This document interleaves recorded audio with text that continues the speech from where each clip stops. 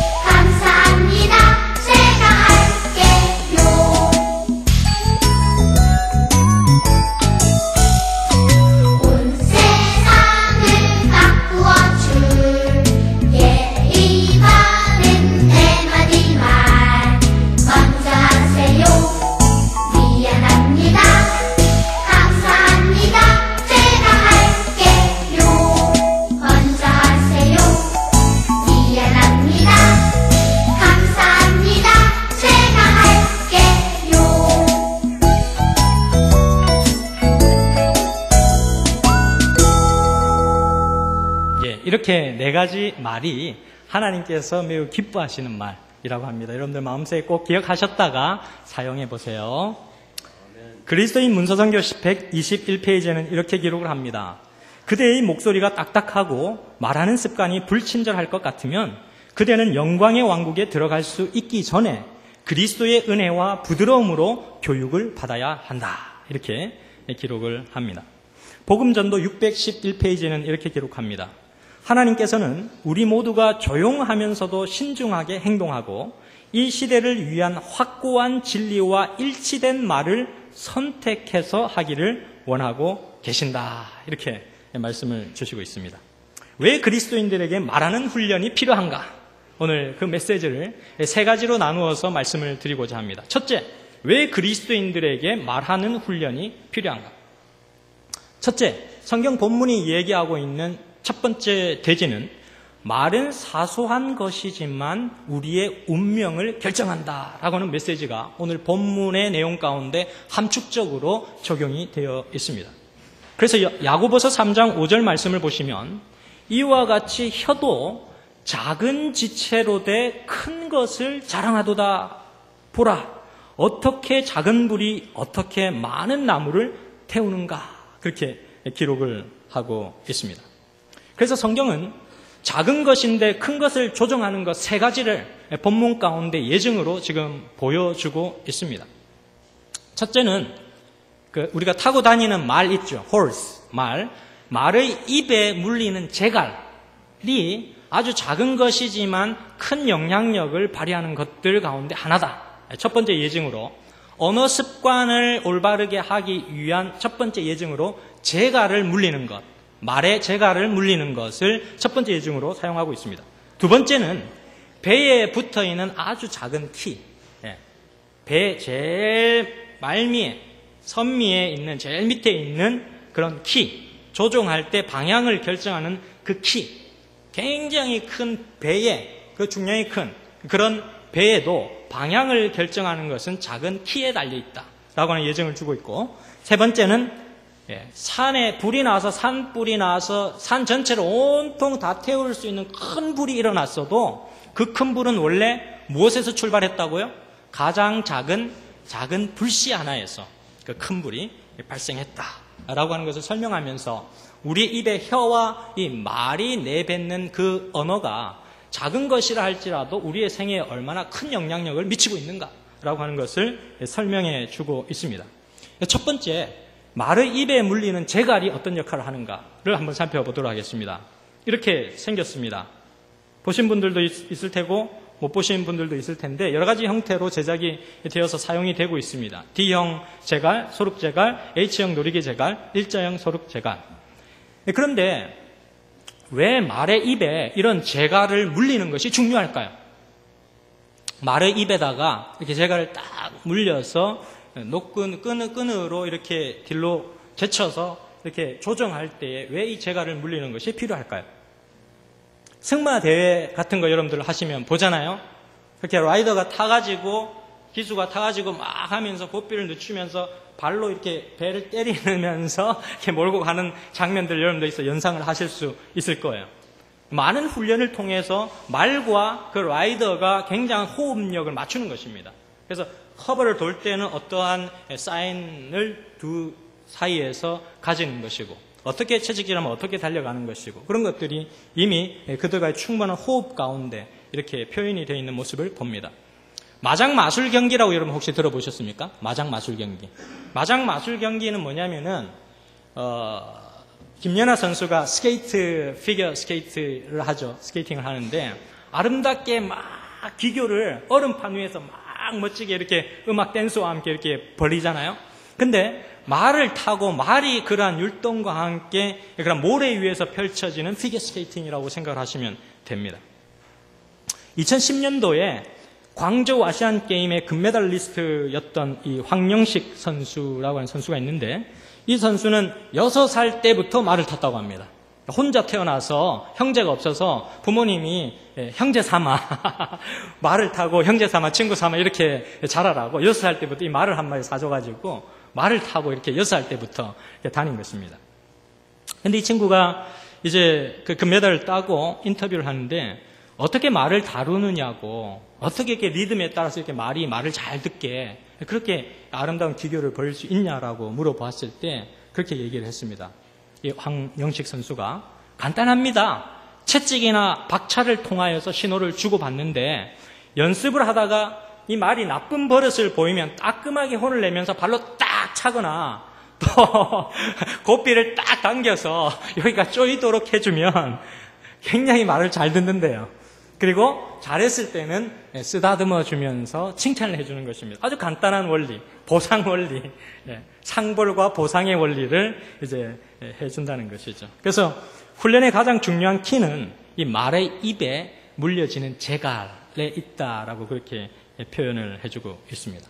이것은 제가 이스라엘 성지 연수 갔을 때에 찍었던 사진인데요. 한번 말을 타고 한 바퀴 삥 돌고서는 이제 내려서 사진을 한 장 찰칵했습니다.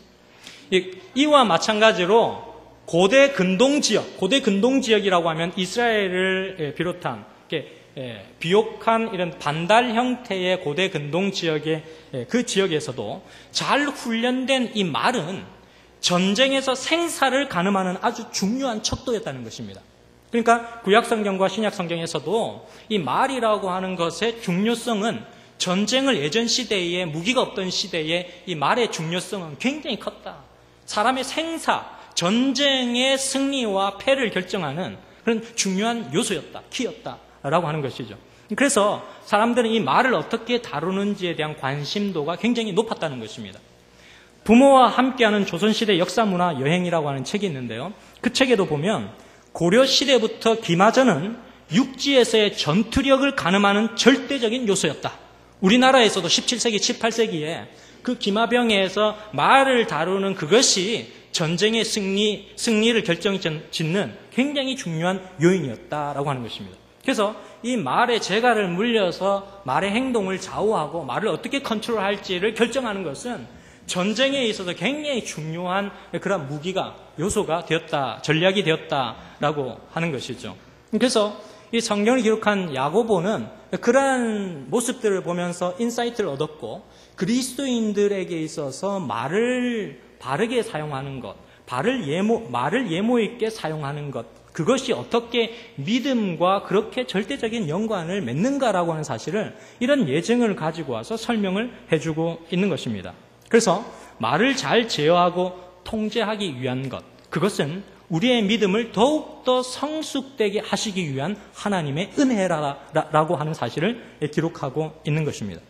그래서 이 한 마리의 말이 있으면 이 말을 가장 유용하게 쓸 수 있도록 해주는 그 도구가 바로 입에 물리는 재갈이다라고 하는 것입니다.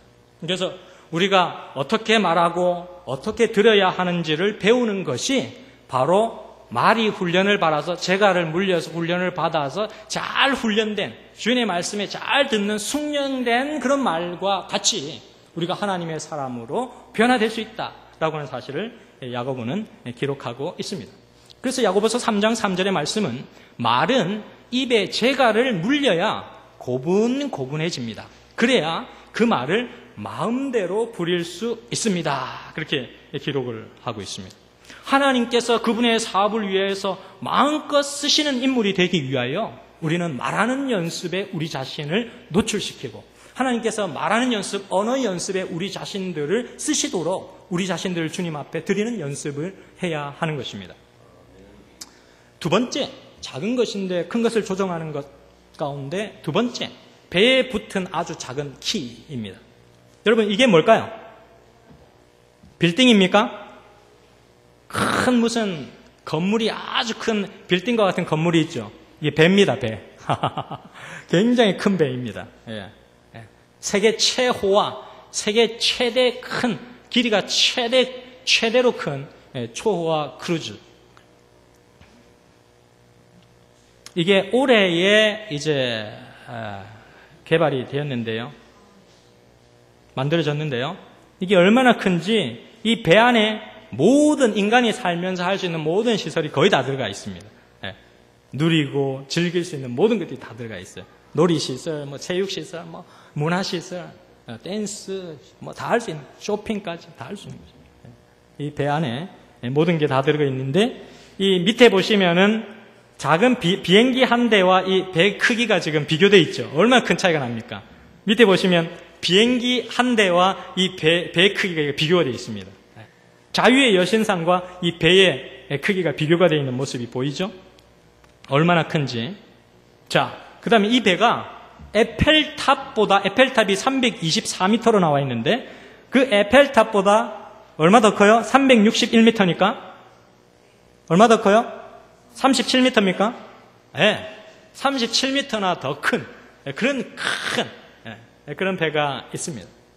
지금 바로 올해에 2016년 6월에 제조된 그런 배입니다. 근데 이렇게 큰 배의 움직임도 어떻게 저렇게 빌딩을 그냥 몇 채를 그냥 옆으로 붙여놓은 것과 같은, 혹은 아파트나 이런 거를 단지체로 그냥 옆으로 다 연결시켜 놓은 것과 같은 그런 거대한 크루즈선을 어떻게 방향을 결정할 것인가? 바로 이것은 그 배의 말미에 있는 가장 작은 키 하나로 그것을 조정한다라고 하는 것입니다. 그래서 야고보서 3장 4절에는 이렇게 기록합니다. 또 배를 보십시오. 거센 바람의 힘으로 움직이는 크리 큰 배라도 아주 작은 키 하나로 조종됩니다. 그래서 키잡이는 자기가 원하는 방향으로 그 배를 마음대로 몰고 갈 수 있습니다. 라고 기록하고 있습니다. 우리가 예모 있게 말하고 슬기롭게 무언가에 대해서 대답할 수 있도록 지혜로움을 갖출 수 있는 것, 그것을 위해서 매일마다 경건의 연습을 해보는 것, 그것은 하나님께서 나를 연약하지만 이렇게 위대한 일에 나를 사용하시겠다고 하는 하나님의 계획에 내 자신을 드러내는 그런 믿음 가운데 하나라는 사실입니다. 그 다음 세 번째 예증은 뭐냐면 큰 산을 태우는 작은 불씨입니다. 대부분 여러분들께서 뉴스 보도를 들어보시면 한국이든 미국이든 세계 어느 나라건 마찬가지입니다. 큰 산불이 일어났을 때 뉴스 보도를 딱 들어보면 뉴스 보도는 거창하게 이어지다가 그 원인을 조사해 본 결과는 작은 불씨 하나를 소홀하게 사용한 결과 이런 큰 불이 났습니다 라고 하는 뉴스 보도를 여러분들께서 들어보실 수 있습니다. 2007년 10월 21일에 미국 로스앤젤레스 인근에서 대형 산불이 났습니다. 그 당시에 얼마나 불이 크게 번졌든지 신속하게 번졌든지 당시 조지 부시 대통령이 긴급하게 출동해서 현장에 직접 가서 지휘를 할 정도로 큰 화재였습니다. 이 산불이 67명의 사상자를 냈고 여의도 면적의 140배 면적을 불태웠고 주택 2,000여 가구를 불태워버렸습니다. 투입된 소방관만 15,235명이 투입이 되었고 투입된 장비만 해도 1,500대가 넘는 그런 거대한 투입을 통하여서 진압할 수 있었던 그런 산불이 일어났습니다. 그런데 이 불도 가만히 살펴보니까 작은 불씨 하나를 소홀하게 다룬 결과로 이런 산불이 났다고 하는 것입니다. 그래서 이 야고보도 이렇게 기록을 했습니다. 혀는 불과 같습니다. 혀는 우리 몸의 한 부분이지만 온 몸을 더럽히고 세상살이의 수레바퀴에 불을 질러 망쳐버리는 악의 덩어리입니다. 이렇게 그가 기록했습니다. 우리가 사용하는 말이 그렇게 큰 비중을 차지하고 있는지 생각하지 않고 저희는 살아왔는데 우리의 말 자체 하나하나가 운명을 결정할 정도로 무시무시한 힘을 가지고 있다라고 하는 사실을 우리는 본문 말씀을 통하여 확인해 볼 수 있는 것입니다. 거친 말로 인하여서 어떤 마음의 상처를 남기는가 사람들에게 설문조사를 해서 질문을 던져봤더니 1위가 뭐냐? 거친 말 딱 들어서 딱 나타난 첫 번째 반응이 뭐냐 했더니 1위가 매우 화가 난다. 2위 치욕스럽다. 3위 짜증난다. 4위 상대방을 때려주고 싶다. 4위는 그냥 한 대 때려주고 싶대요. 그런 말을 들었을 때, 거친 말을 들었을 때 5위는 그저 그렇다. 이렇게 반응을 했는데요. 잠언 15장 28절 말씀해 보면 의인의 마음은 대답할 말을 깊이 생각하여도 악인의 입은 악을 쏟느니라. 그렇게 설명하고 있습니다. 그래서 우리는 말을 철저하게 훈련하는 연습을 해야만 하고 어떻게 그 말을 철저하게 통제하고 그 말의 습관을 고칠 수 있는지를 우리는 바라보아야만 하는데 그것이 우리가 걸어가는 재림 성도가 걸어가는 믿음의 한 경로 중에 하나라는 것입니다. 근데 믿음의 경로 가운데 하나이긴 하지만 우리의 믿음은 말과 행동과 생각을 통하여 대부분 이루어지는 일들이기 때문에 이 언어를 어떻게 얘기하는가라고 하는 것은 우리의 믿음의 성장을 위하여서 굉장히 중요한 역할을 하고 있다는 것입니다. 그래서 한마디의 말이 한 영혼을 파멸시킬 수도 있고 한 영혼을 아름답게 하나님 앞에 세울 수도 있는 그런 큰 역할을 해주고 있다라고 하는 것입니다. 여러분 옛말에도 말 한마디로 무슨 빛을 갚는다? 천냥빛을 갚는다. 그렇게 얘기해주고 있습니다. 두 번째 메시지, 말하는 법은 하나님에 의해서만 길들여져야 한다라고 하는 것입니다.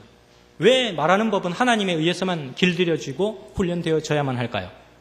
우리가 어떻게 말해야 할지, 어떻게 들어야 될지, 어떻게 의사소통해야 될지 그것을 왜 하나님에 의해서만 우리는 길들여져야만 할까요?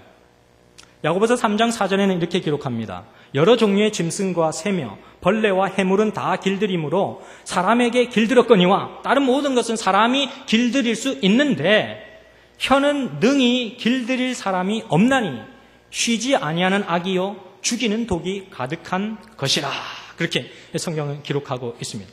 여기서 혀는 길들일 사람이 없다라고 말하는 것은 반대로 뒤집어서 생각해 보면 하나님만이 길들일 수 있는 영역이다라고 하는 사실을 얘기해 주는 것입니다.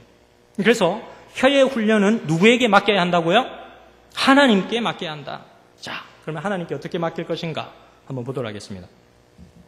이 언어라고 하는 것은 사람의 사고 체계를 형성합니다. 여러분들께서 언어를 말하기 시작하면서 가나다라 마바사, 아자차카타파, A, B, C, D, E, F, G 이렇게 배우면서 이 언어가 여러분들의 뇌 속에 들어가면 그 언어를 중심으로 해서 여러분들이 어떤 것을 생각하는 사고체계가 형성된다고 하는 것이죠.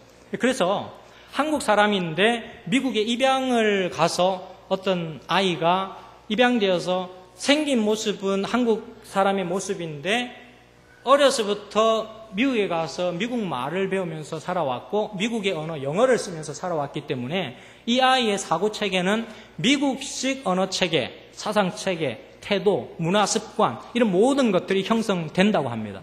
그래서 이 아이는 미국식 사람이 되어 있는 거예요. 모습은 한국 사람이지만. 그래서 이런 아이가 독일에 입양을 가서 독일에서 자라면 어떨까요? 독일 말을 배우면서 아우피다젠 뭐 이렇게 하면서 이힐리베 디시 뭐 이렇게 하면서 독일 말을 배우는 거예요. 독일 말을 배워가지고 독일식 사고를 가지면서 아주 객관적이고 냉철하고 이성적인 사고방식으로 성장하는 아이가 된다는 것이죠. 그리고 프랑스에서 이런 아이가 자라게 되면 프랑스어를 구사하게 됩니다. 봉주르 뭐 이렇게 하면서 프랑스 사고방식을 가지면서 이 아이가 성장하여서 프랑스식 인간이 되어지는 것입니다. 참으로 신기한 일이죠. 뇌 속에 저장된 이 언어가 어떻게 우리의 생각과 사고와 습관의 틀을 형성하는지를 우리 언어를 통해서 살펴볼 수가 있는 것입니다. 그런데 이 언어가 한번 여러분들 입속에서 말이 나가면 그거는 뇌가 명령해서 나가는 건데 반드시 신경을 통해서 그 명령이 전달되어집니다. 근데 이 신경을 통하여서 전달되어질 때 의식과 무의식의 과정을 거치는 거예요. 의식과 무의식의 과정을 거치는데 내가 무의식적으로는 어떻게 말하고 싶은데 의식적으로는 내가 어떻게 얘기하는 거예요. 반대로 얘기할 수 있다는 것이죠. 그래서 예를 들어서 변화가 중요해. 예의 바르게 말해야 돼. 당장 말하는 습관을 바꾸어야 해. 머리로는 그렇게 생각한다는 내가. 목사님 오늘 그런 말씀을 주셨는데 우리 언어 사용, 말 사용 잘해야 되겠어 라고 생각하는 것은 의식적으로 우리가 한다는 거예요. 그런데 무의식적으로는 우리가 어떻게 하냐면 하던 대로 해 그냥. 이게 편하잖아. 뭐 그 고치려고 그래. 바꾸는 것만이 다가 아니잖아. 무의식적으로는 그렇게 내 몸이 그렇게 반응을 한다는 거예요. 그래서 그걸 바꾸려면 어떻게 해야 되는가. 무의식적으로 누가 발을 막 떨잖아요. 발을 막 떠는 습관이 있잖아요. 무의식적으로. 의식하지 않는데 무의식적으로 자기도 모르게 그냥 발을 막 떨고 있어. 발을. 그렇게 하잖아요. 그러면 나는 발을 떠는 게 문제야. 나는 이제 그 발 떠는 것을 그만두어야 해 라고 말하는 것입니다. 내가 내 자신에게 말하는 거예요. 스스로. 그러면 이 뇌는 무의식의 내용들을 의식으로 저장시키는 일을 말하는 순간 뇌는 저장을 하게 되는 것입니다. 그래서 어떤 사람은 자기의 습관이 고쳐지지 않자 한 50번을 잠자리에 들기 전에 내 자신은 소중해. 굉장히 자존감이 낮은 사람, 어떤 사람이 내 자신은 정말 소중한 사람이야. 난 가치 있는 사람이야. 하나님께서 날 스페셜하다고, 특별하다고 얘기해 줬어. 늘 그렇게 스스로 중얼거리면서 잠자리에 드는 거예요. 생각과 삶이 변화됩니다. 어떤 사람은 아버지가 술 먹고 와서는 아이가 필요 없다고 집어 던지는 바람에 척추장애가 와가지고 애가 자라질 않아서 130cm 정도밖에 자라지 않은 한 사람이 있습니다. 국제사회 복지사로 성장한 이혜영 씨. 그 사람은 굉장히 고통받는 환경 가운데 있었지만 자기 자신이 가치 없는 존재라고 생각하지 않고 그렇게 너 같은 인간은 태어나지 말았어야만 됐어라는 그런 파괴적인 말을 들었지만 자기 자신은 난 그렇지 않아.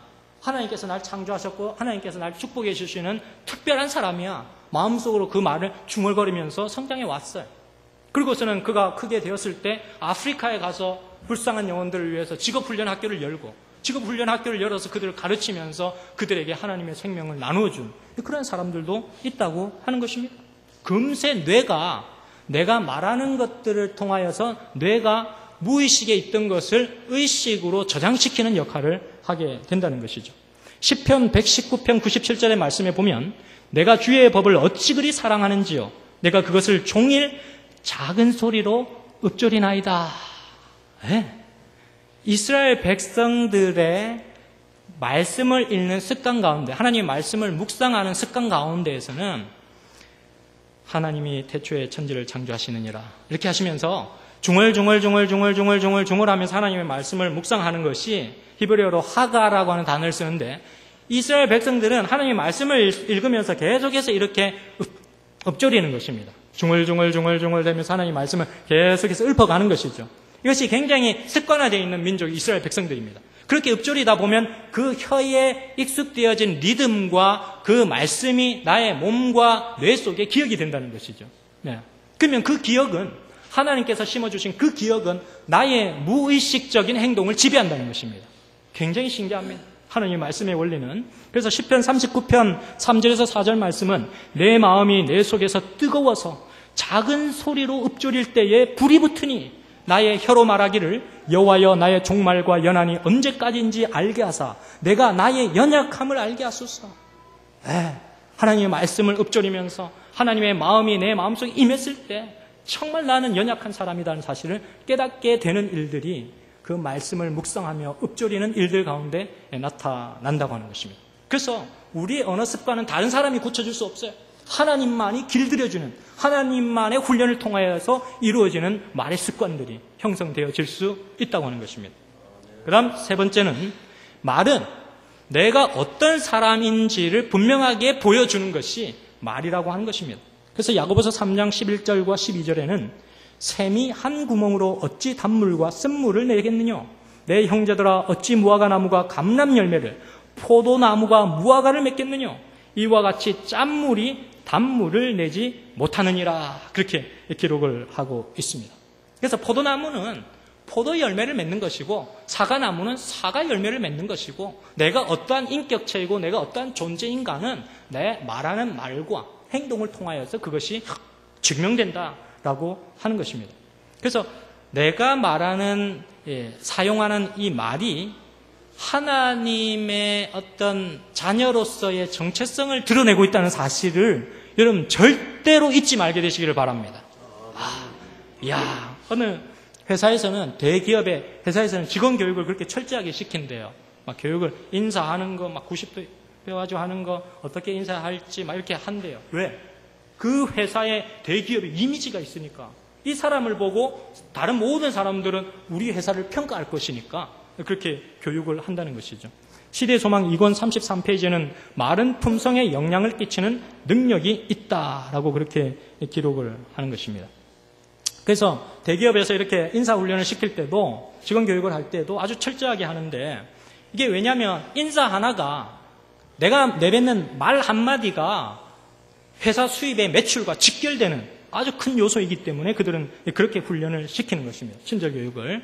그래서 복장부터 제대로 갖추어서 해야 될 필요가 있고 그 복장을 할 때도 넥타이는 너무 강렬한 넥타이를 해서 사람들에게 이렇게 혐오감이나 거부감을 주지 않도록 해야 된다라는 것들을 얘기해 주기도 하고 또 인사를 할 때도 잘못된 인사법은 눈을 마주치지 않거나 그냥 고개를 돌리거나 성의 없이 그냥 이렇게 한다거나 라는 것들을 반드시 피해야 되는 것으로서 그렇게 예절 교육을 한다고 합니다. 그리고 직장 상사에게는 절대로 수고했습니다라고 하는 말을 쓰지 않는다고 합니다. 그렇게 인사를 표현들을 그렇게 가르치고 있는 것입니다. 그리고 예를 들어서 높은 위치에 혹은 계단 위에 이렇게 높은 위치에서 더 나이가 많으신 어르신이나 직장 상사에게 안녕하세요 반갑습니다라고 인사하지 않는다는 것이죠. 그런 것들을 설명해 주고 있습니다. 좋은 말씨에 3대 원칙이 있는데 여러분 한번 따라해 보시기 바랍니다. 밝게, 아름답게, 상냥하게. 이 세 가지 가운데 제일 중요한 건 제가 생각할 때 밝게입니다. 밝게. 이렇게 밝게 얘기하다 보면 아름답고 상냥하고 좋은 말씨들을 주고 받을 수 있게 됩니다. 그래서 유대인의 격언 가운데 말이 입안에 있을 때는 내 자신이 나를 지배할 수 있지만 말이 한번 입 밖에 나가면 이제는 그 말이 나를 지배한다. 그렇게 기록을 합니다. 얼마나 우리가 말을 잘 가려서 해야 할지를 설명해 주는 부분이라고 할 수 있겠습니다. 재림신도의 가정 177페이지에는 이렇게 기록합니다. 아내의 마음은 남편의 결점들을 위한 무덤이 되어야 하고 남편의 마음은 아내의 결점들을 위한 무덤이 되어야 한다. 서로를 지켜주는 비밀, 언어 사용을 통한 서로의 인격과 사랑을 존중해 줄 수 있는 그런 비밀들이 재림신도의 가정에 기록이 되어 있습니다. 예의 바른 네 마디 말, 아까 어린이 우리 율동을 통해서 살펴봤는데 하나님이 기뻐하실 예의 바른 네 마디 말, 먼저 하세요, 미안합니다, 감사합니다, 제가 할게요. 이 네 가지 말 꼭 여러분 기억해 주시기를 바랍니다. 잠언 15장 23절 말씀에 사람은 그 입의 대답으로 말미암아 기쁨을 얻나니 때에 맞는 말이 얼마나 아름다운고 라고 기록하고 있습니다.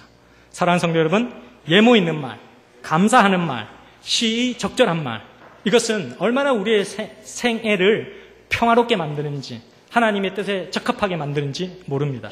잘 훈련하셔서 하나님 앞에서 그 어떤 누구도 대신 여러분들의 그런 것들을 교정해 줄 수 있는 사람 아무도 없어요.